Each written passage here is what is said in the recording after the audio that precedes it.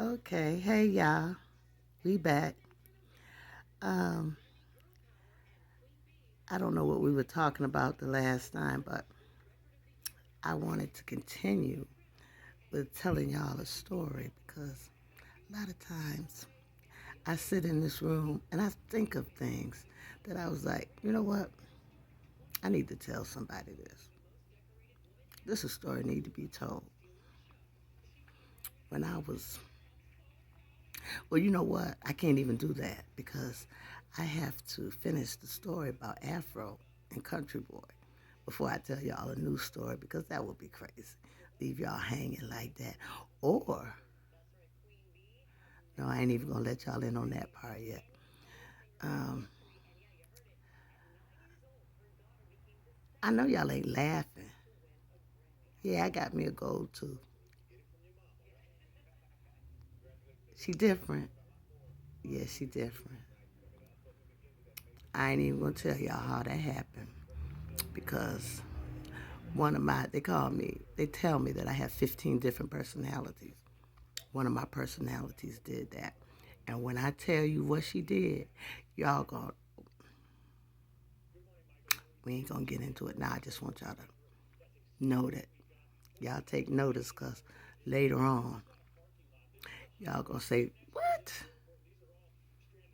Know that. Know that.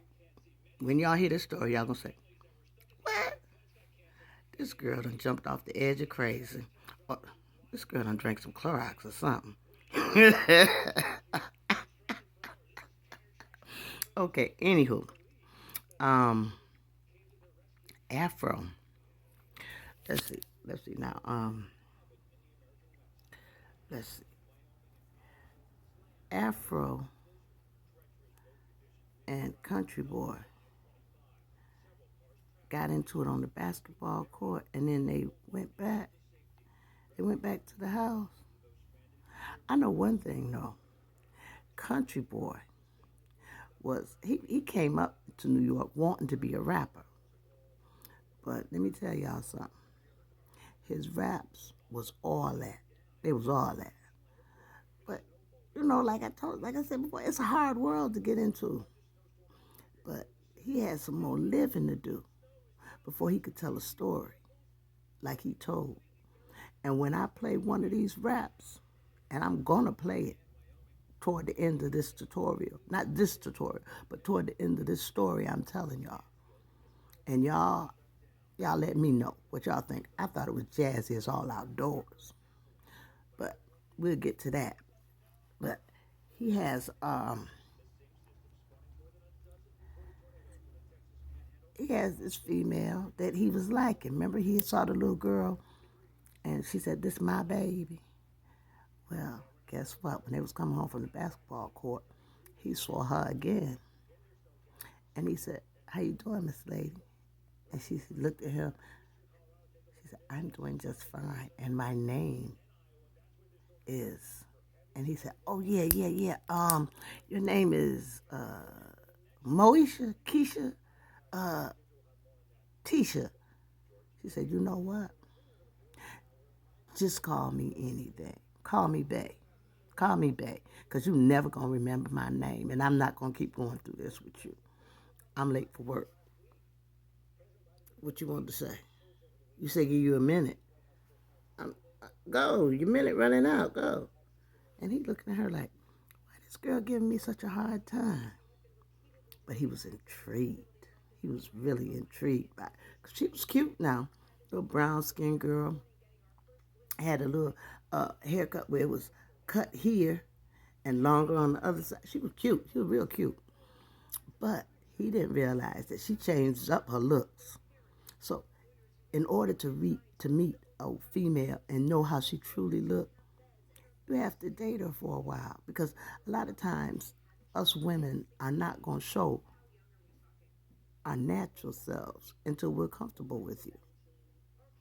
We're going to show, if we like you, we're going to put our best foot forward, as we should when you first meet someone. Put your best foot forward, as should a man. Anyhow, she holding her hand out, trying to be a smart. And what? Go ahead on now. You see me, man. Go ahead on with that. Thank you. She looking cute. Ain't looking cute, but the dang. That's one of them 15 silvers always interrupting. Anyhow, she come in, and when I'm when I can't remember what I was gonna say, she'll pop up just to keep me off foot. That's what that was.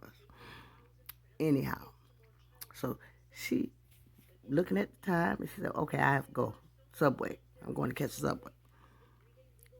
And he said, "All right, what time you get off?" And she said, "Get off from where?" He said, "Ain't you going to work?" She said, "I am going, if it's any of your business, to the store. I need some Pampers." And he said, "Oh, that's right, you got a baby." And she said, "Oh, you don't?" He said, "Nah, little mama, can I have yours?" She said, "Hell no, you can't have my baby. You can buy these Pampers." He said, "Come on, let's go." So they started going down to the subway, get on the train, and go to the store. And he said, "Why you just didn't get it from one of the quarter?" She said, "Because I buy in a larger amount than the store give, and I go pick them up, and it'll last me a month." He said, "You can't get that from the store?" No. And he realized that it weren't like down south where they went to the Piggly Wiggly or somewhere. They had these small little stores that were used for groceries. People bought their groceries like every 2 days or so. And houses up in New York aren't stacked with food. Upstate New York, yes. New York City, they shop more regular, especially for fresh produce. And so he went on the train with her. They got off at the little company that she buys her supplies from, but she was buying not only a Pampers style, a Huggies style diaper, she was buying cloth diapers also.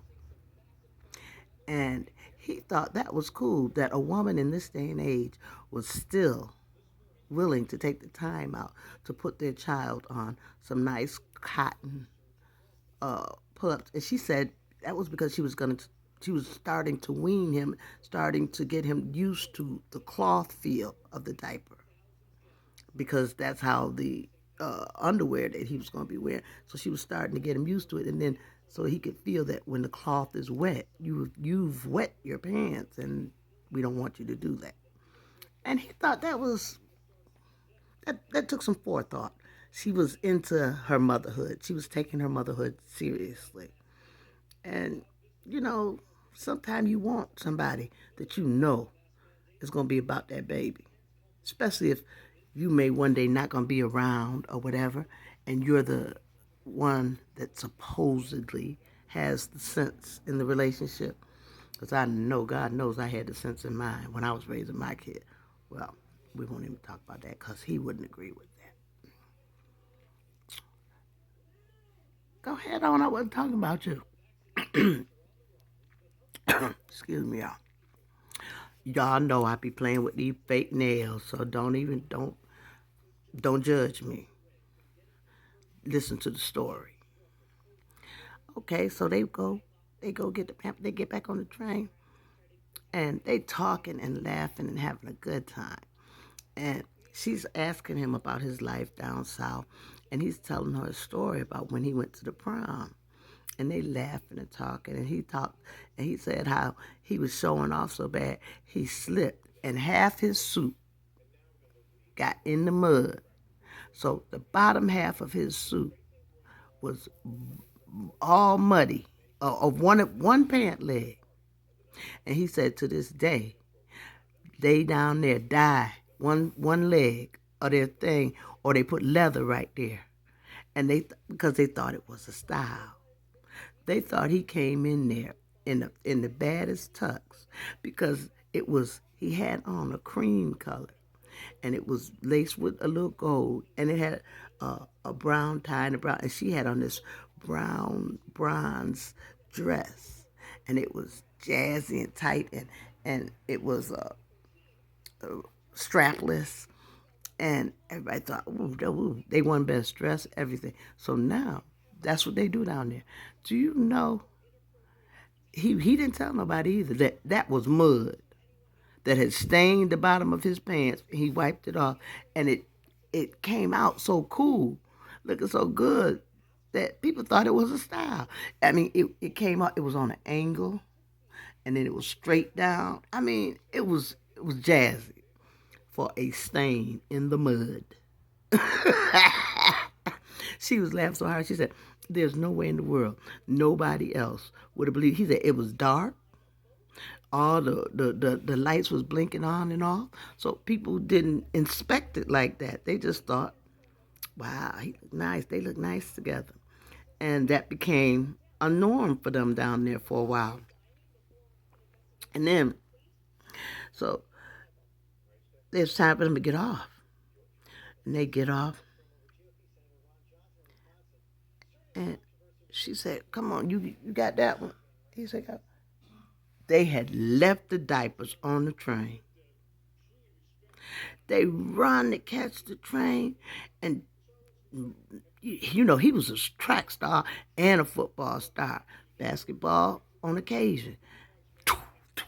He got in that train right before them doors closed, and he said, "Whew!" And he got the. He said, "I got it," and turned, and she was banging on the window of the train. Oh God! The train pulled off with him on it. Now you know he was from down south. He didn't know where he was going. Didn't know what to do. Didn't know what to do when he got off at the next stop. But see, everybody ain't stupid, and especially us. You know who us? I mean, we got common sense. He got off at the next stop, crossed over to the other side to catch the train going back up, but it was going to be 15 minutes. So he sat there. Now they hadn't even exchanged phone numbers yet. So he couldn't even call her to say, "Yo, I'm on my way up. So wait for me." They didn't know each other's number. So she's sitting there in a panic, like, what I'm going to do? What I'm going to do? She called his cousin, Afro. And country boy just sitting there with the diapers on his phone, you know? And he wasn't nervous or nothing until this 7 foot almost woman, well, it looked like a woman, could have been a man, looked like a woman, in this long white, looked like a toga, coming down the pavement saying, "I am the Messiah. I am the Alpha and the Omega. Come to me." And he looking like, Lord, there's some crazy people up here in New York. So, but he wasn't afraid, but he was intrigued at the things that he was seeing that weren't in Alabama. So she's in a panic. She called Afro and said, "Yo, your cousin, blah, blah, blah." I told the whole story. And he said, "Well, he'd be all right. He grown, he all right. He'll learn how to get back. And if he don't, all he got to do, he got a phone. He called me, and I get him back here." She said, "You sure? You sure?" He said, "Yeah, come on home." She said, "What, should I wait here just in case he come back?" He said, "Well, I tell you what. You seem to have all the answers. You do what you think is best. I think you come home because he'll be here eventually. But if you want to wait there, maybe that's a good thing too." She said, "You ain't no help, Afro." And he said, "Yeah, baby, I know, but you love it, right?" And she hung up the phone on him like, oh, he trying to run that game, and oh. So she sat there for about 10 minutes. Then she said, "Well, I might as well walk on down the way. He might be in a Uber or something going back over there." So she started walking down street going back towards her house, which is towards Afro's house as well. Hold on, y'all.